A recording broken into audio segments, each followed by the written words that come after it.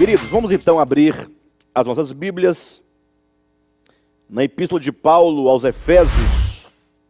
Vamos abrir no capítulo 4. E eu quero ler aqui do versículo 25. Novamente, eu vou retomando sempre a mesma porção, né? Então leia comigo. Capítulo 4 de Efésios, 25 até o capítulo 5, versículo 2. Diz assim: por isso, deixando a mentira, fale cada um a verdade com o seu próximo, porque somos membros uns dos outros.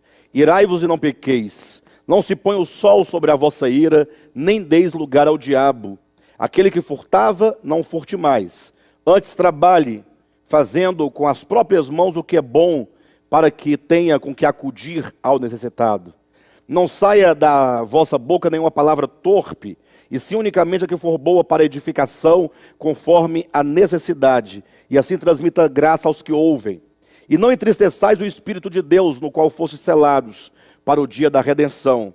Longe de vós toda amargura e cólera e ira e gritaria e blasfêmias, e bem assim como toda malícia.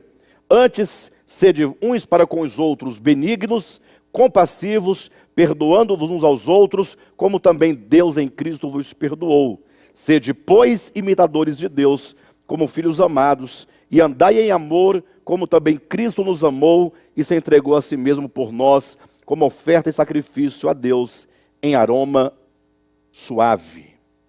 Queridos, só para quem está acompanhando os estudos de uma forma geral, porque há alguns irmãos que estudam conosco, e eles gostam de estudar a epístola como um todo. Afinal, essa é a proposta, né?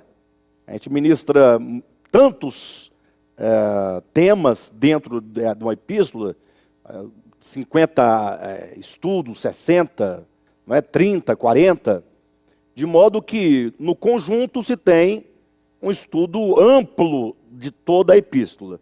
Mas tem aqueles irmãos que ouvem uma mensagem ou outra, né? Gosta da mensagem 10, e gosta da mensagem 15, 17, e não acompanha, né? Então, para aqueles que acompanham o todo, até então, o esboço que nós temos traçado da epístola é, capítulo 1, o supremo propósito de Deus. Ou seja, o supremo propósito de Deus é o alvo final daquilo que Deus quer realizar em relação aos seus eleitos e predestinados. É um plano específico, não é um plano geral. Daí nós chamarmos o supremo propósito de Deus, supremo. Não simplesmente o propósito de Deus, e não o eterno propósito que inclui todas as coisas, né? Mas um propósito supremo.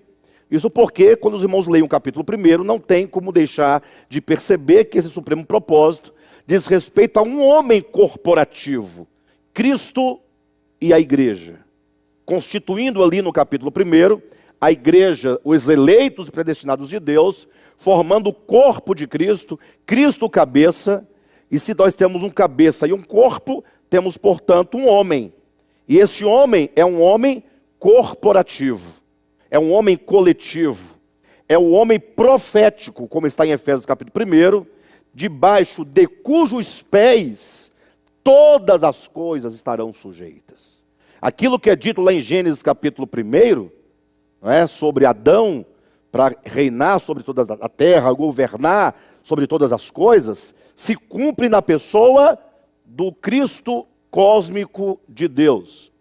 Por que Cristo cósmico? Alguém pode perguntar. Porque não é o Cristo de Deus no sentido individual da sua própria divindade do Logos, mas é um Cristo que entrou na história. Ele está fora da criação, e ele entra na criação, ele se faz criatura, forma agora um corpo com esses eleitos, e constitui agora um homem, como eu disse, coletivo, um homem corporativo, que é muito maior agora do que a própria história. Porque esse homem tem um cabeça, esse cabeça é eterno. E nós, criados nessa criação divina, formando o seu corpo, somos seres históricos, temporais, não é? Temos a vida eterna que é atemporal. Então esse conjunto da criação com o incriado é que nós falamos esse homem cósmico, esse Cristo cósmico, esse Cristo maior muito maior do que simplesmente o Cristo antes da sua encarnação e da sua morte e ressurreição.